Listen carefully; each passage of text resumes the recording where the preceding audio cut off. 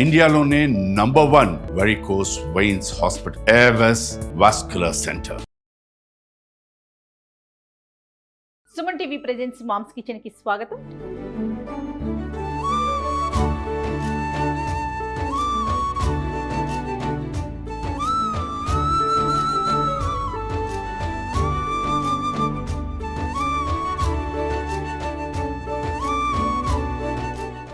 శ్రావణ మాసంలో ప్రతి శుక్రవారానికి సంబంధించి మంచి మంచి నైవేద్యాలు ప్రసాదాలు రమ్మగారు చూపిస్తున్నారు కదా.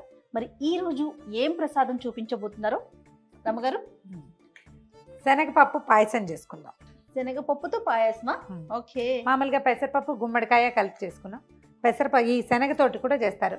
అప్పుడెప్పుడో ఉడిపి వెళ్ళాను చూడు, మొన్న వెళ్ళింది ఉడిపి కాదు, 5-6 ఏళ్ల క్రితం ఒకసారి ట్రిప్కి వెళ్ళాం. అవును. అప్పుడు ఈ శనగపప్పు పాయసం గుళ్ళు దేవాలయపు భోజనంలో వడ్డించారు.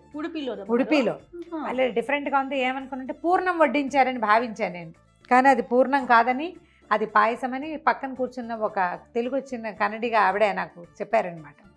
సో ఎలా చేస్తారు నీ రెసిపీ ఆవిడని అడిగాను. ఆవిడ సగం కన్నడ సగం తెలుగు 2-3 ఇంగ్లీష్ ముక్కలతోటి కొంచెం చెప్పారు. ఆవిడ 3-4 వెరైటీలు చెప్పారు. 2-3 వెరైటీలు ట్రై చేసి నాకు బాగా నచ్చిన వెరైటీ ఇవాళ ప్రజెంట్ చేస్తాను. తప్పకుండా. అమ్మవారికి కూడా మనం మీరు శనగపప్పు ఇష్టం అని చెప్పారు. లక్ష్మీదేవికి శనగపప్పు అంటే ప్రీతి కాబట్టి శనగతోటి చేసే ఏ తీపి పదార్థమైనా, మనం బూరెలు చేసుకుంటాం కదా, ఇలా పాయసం చేసుకోవచ్చు. శనగపప్పుని బాగా శుభ్రంగా కడిగేసి 1-2 గంటలు నానబెట్టేసేయండి.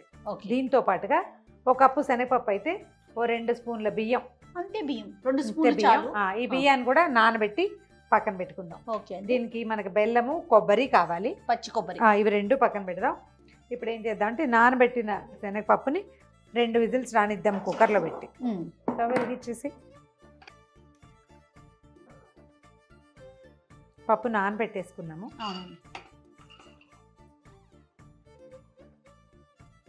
1 కప్పు నీళ్ళు పోస్తే చాలు, బాగా నానిపోయింది కాబట్టి. దీనికి పాకం హడావిడి ఏం లేదు, పప్పు ఉడకటం మెయిన్. ముందు 3 విజిల్స్ రానిచ్చి దించేద్దాం పప్పు. అలాగే కూడా 2 విజిల్స్ చాలు, నానిపోయింది కదా. ఎక్కువ నానబెట్టకపోతే 3-4 విజిల్స్ తెప్పించండి, లేకపోతే శనగపప్పులో పలుకుండిపోతుంది. ప్రాసెస్ ఒకసారి చెప్పండి అమ్మగారు. నానబెట్టిన శనగపప్పు కుక్కర్లో పెడతాం, ఉడుకుతుంది, మూత తీస్తాం. కొబ్బరి బియ్యము, నానబెట్టిన బియ్యము మెత్తగా రుబ్బేసుకుంటాం, మిక్సీ చేసేసుకుంటాం. ఈ శనగపప్పులో నీళ్ళు అవసరమైన కాసిన నీళ్ళు పోసుకుని బెల్లం వేసి, బెల్లము శనగపప్పు కలిపి ఉడుకుతూ ఉండగా మనం ఈ రుబ్బేం కదా కొబ్బరి పాలు, బెల్లం, బియ్య పాలు అవి పోసేస్తాం. ఇంకా పైన పాలు పోయక్కర్లేదు, కొబ్బరి పాలు అక్కర్లేదు, ఇవి 2 రుబ్బి పోసేస్తాం. బాగా ఈవెన్గా ఉడుకుతుంది. ఈ బియ్యం కూడా ఉండటం వల్ల చిక్కదనం వస్తుంది. ఎందుకంటే శనగపప్పు బిళ్ళలుగా ఉంటుంది, బేడలుగా ఉంటుంది కదా గింజగా, దానికి చిక్కదనం కోసం అండ్ ఏమనాలంటే దాన్ని బైండింగ్ కోసం బియ్యం. అట్లా మనం ఇందులో శనగపప్పుతో పాటుగా సగ్గుబియ్యం వేసుకోవచ్చు, పెసరపప్పు వేసుకోవచ్చు, ఏదైనా వేసుకోవచ్చు. మనము బియ్యము కొబ్బరితో చేస్తున్నాం. అది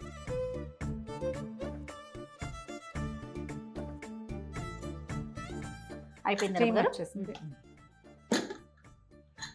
ఏదైనా ప్రెషర్ ప్యాన్లో చేసుకుంటే అందులోనే డైరెక్ట్గా చేసుకోవచ్చు. అయితే మనం కొంచెం మనం కుక్కర్లో పెడితే కాస్త మెత్తగా అయిపోతుంది. వేరే పాత్రలోకి పప్పు చూడు ఎంత బాగుందో.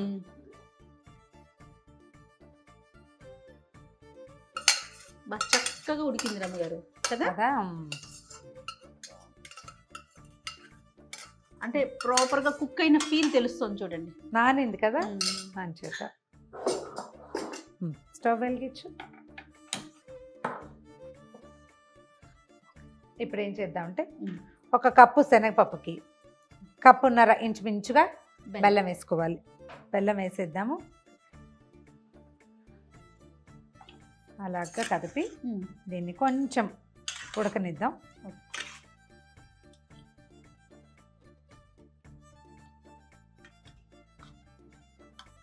బెల్లం కరిగాక మనం బియ్యం కాసి నానబెట్టి పెట్టుకున్నాం కదా, నానబెట్టి పెట్టుకున్న బియ్యము 1 కొబ్బరి చిప్ప గ్రైండ్ చేసేసాం చూడు, ఇట్లా పాల్లాగా వస్తుంది.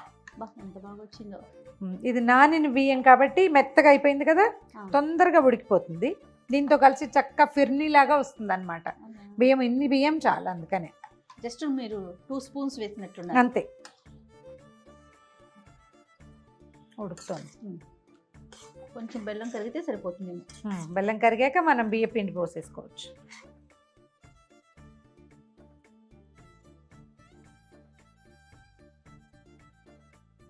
ఇది పెడతారా రమ్మగారు మీరు కూడా నైవేద్యం? పెడతాను, ఇది పెడతాను, పెసరపప్పు పాయసం పెడతాను. చోటికి అయితే ఇప్పుడు మనం బెల్లం వేసాం కదా, ఇంకంత మనం నొక్కితే తప్పిస్తే మెత్తపడదు, ఇలాగే ఉంటుంది. కొంచెం మనం చిక్కగా కావాలి, ఇంకా బాగా ఇది కలిసిపోవాలంటే కొంచెం పప్పు గుత్తితో కుమ్మేసుకోవాలి. ఇలా ఉంటే బాగుంటుంది లుక్. పప్పు ఉంటే చూడటానికి బాగుంటుంది. పెసరపప్పుతో కూడా చేస్తారండి? పెసరపప్పు పాయసం చేస్తారు. Same process? ఇదే ప్రాసెస్. మనం గుమ్మడికాయ పెసరపప్పు కలిపితే బాగుంటుంది. ఆల్రెడీ మనం చేసాం ఒక వీడియో, బాగుంటుంది, అది కూడా పెట్టుకోవచ్చు. బెల్లం కరిగిపోయింది కదా జయ? అవునండి. ఇప్పుడు మన కొబ్బరి పాలు పోసేద్దాం. ఎంత తీసుకున్నారు అమ్మగారు కొబ్బరి? ఒక్క కొబ్బరి చిప్ప. మనం బియ్యం కదా ఇందులో ఉన్నది, అది చిక్కబడేదాకా వదిలిపెట్టేది. పోసేద్దాం. ఇది కూడా దీన్ని స్టవ్ మీద వదిలేయటమే, అంతే. చిక్కగా అవ్వాలా? చిక్కబడుతుంది. ఉడిపిలో మీరు టేస్ట్ చూసానని చెప్పారు కదా, రుచి చూసాను. ఎక్కడ నేర్చుకున్నారు మీరు? ఇంట్లో ఇదివరకు చేసేవాళ్ళు? అబ్బే, ఆ ఉడిపిలో టేస్ట్ చూసామా? పక్కనే ఒక ఆవిడ కూర్చున్నారు భోజనాలు అప్పుడు. మనకి భగవంతుడు ఒక అవకాశం ఇస్తుంటాడు.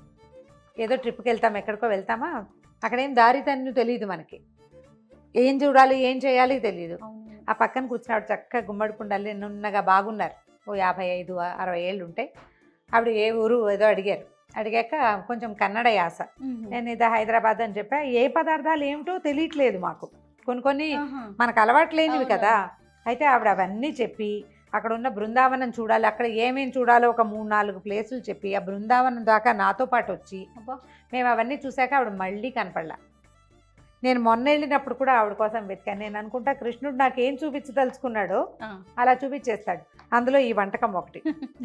ఆవిడ 3-4 వెరైటీస్ చెప్పారు. ఇందులో చెప్పా కదా, ఇది సగ్గుబియ్యం కలుపుకోవాలి, కలిపి ఉడకబెట్టుకోమన్నారు ఒకటి, ఇది పెసరపప్పు చెప్పారు ఒకటి, ఓ గుప్పెడు బియ్యము ఎక్కువ శనగపప్పు చేసి చేయమన్నారు ఒకటి, ఇది 4వది.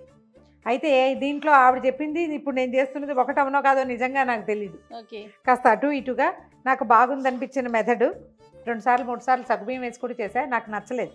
అండ్ మోర్ ఓవర్ మనం ప్రసాదంగా చేసేటప్పుడు సగ్గుబియ్యము సేమియా సాధారణంగా వాడం.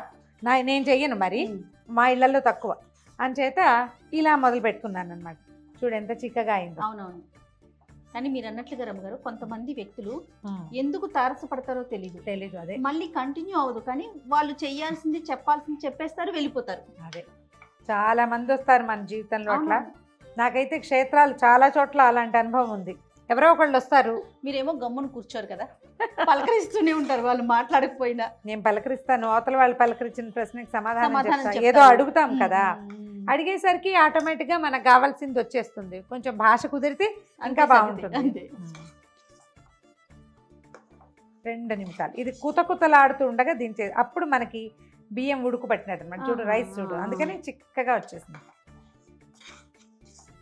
కానీ ఒక పదార్థం కలిసేసరికి ఎంత మార్పు కదండి. అదే కదా, మన జీవితం కూడా అంతే. ఒకళ్ళు యాడ్ అయ్యేసరికల్లా జీవితంలో ఎన్ని మార్పులు వచ్చేస్తాయో. సుమన్ టీవీ యాడ్ అయ్యి నా జీవితం ఎంత మారిపోయిందో చూడు.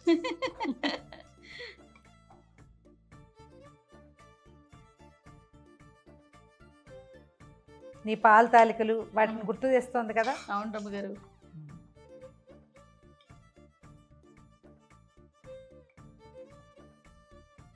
మనం ఇందులో మామూలు పాలు కనుక పోస్తే అప్పుడప్పుడు విరిగిపోతుంది. చిక్కటి పాలు కూడా పోసుకోవచ్చు. ఒకసారి పాలతోటి కూడా చేశాను నేను. నెక్స్ట్ టైం చేసినప్పుడు పాలు సగ్గుబియ్యంతో చేద్దాం, అంటే దేవుడి ప్రసాదంగా కాకుండా. ఇప్పుడు ఏదో అమ్మవారి ప్రసాదంగా చేస్తున్నాం కదా.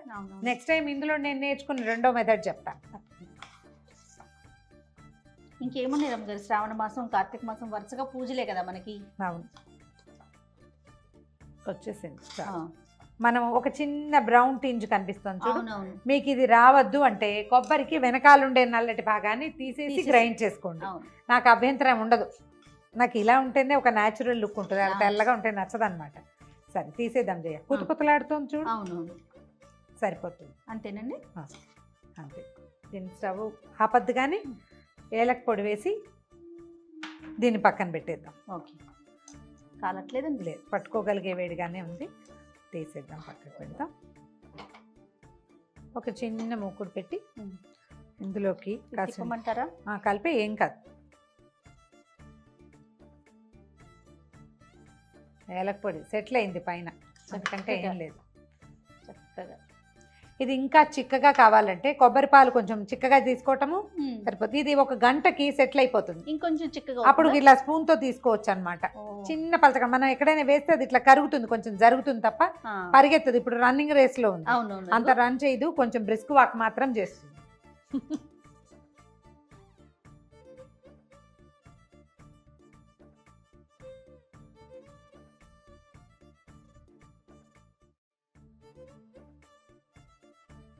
జీడిపప్పులు, కిస్మిస్లు కావాలంటే చిన్న బాదం ముక్కలు కూడా వేసుకోవచ్చు. వేయించేసి అందులో పోసేస్తాం.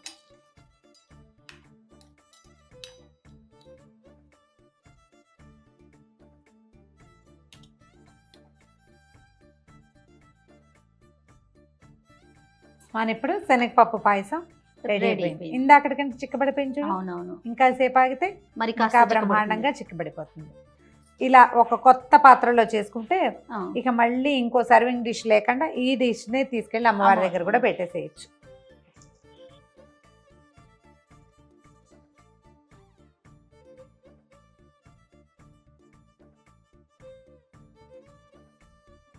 ధారాళంగా నెయ్యేసి అమ్మవారికి వడ్డిచ్చేసేయటమే. నీకు శనగపప్పు పెసరపప్పుకి నెయ్యి ద బెస్ట్ కాంబినేషన్. రుచికే కాదు, అవి అరుగుదలకి కూడా చాలా మంచిది.